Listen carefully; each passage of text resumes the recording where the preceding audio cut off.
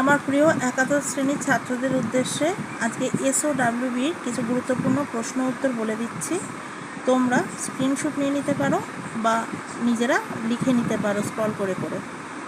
ওকে, দেখো 1 নম্বর প্রশ্ন, fill in the blanks.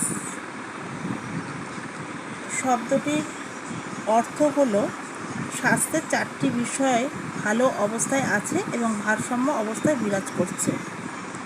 তো যে শব্দটির অর্থ চাইছে সেটার ওখানে ড্যাশ দেওয়া আছে।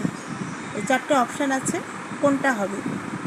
1 নম্বর অপশান আছে সুস্থতা, 2 নম্বর আছে দৈহিক স্বাস্থ্য, 3 নম্বর আছে সামাজিক স্বাস্থ্য, 4 নম্বর আছে না বলার ক্ষমতা।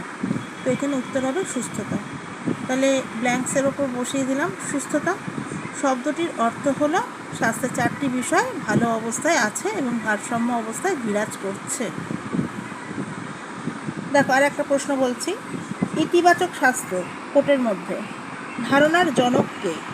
4টে নাম আছে, ডেমোক্রিটাস, প্লেটো, অ্যারিস্টটল এবং হিপোক্রেটিস। তো অ্যান্সার হবে হিপোক্রেটিস। পরের প্রশ্ন লেখো, সুস্থতার সঙ্গে নিচের কোনটি সম্পর্কযুক্ত নয়? অপশান হচ্ছে ঘুম, সেকেন্ড অপশান অর্থপূর্ণ কাজ করা, থার্ড অপশান স্থূলতা এবং ফোর্থ অপশান ব্যায়াম। তো এখানে স্বাভাবিকভাবেই আমরা বুঝতে পারছি সুস্থতার সঙ্গে যেটা সম্পর্ক নেই সেটা হচ্ছে স্থূল। তাহলে সেই অপশানটা আমরা টিক করব। আচ্ছা, আবার একটা প্রশ্ন দেখো, সুস্থতার সঙ্গে নিচের কোন লক্ষণটি যুক্ত নয়? এখানে লক্ষণ বলছে, 4টে পয়েন্ট দিয়েছে। অধিক ক্যালোরিযুক্ত খাদ্য গ্রহণ, সমাধান দক্ষতা, সহানুভূতি, সম্পাদিত কাজে নিয়ন্ত্রণ ও স্বচ্ছতা। তো অ্যান্সার হবে অধিক ক্যালোরিযুক্ত খাদ্য গ্রহণ।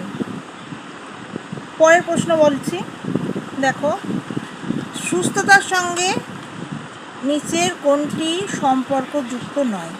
একই টাইপ কোশ্চেন। বিশ্রাম, পারিবারিক জাল, কর্ম, উপরে সবগুলি।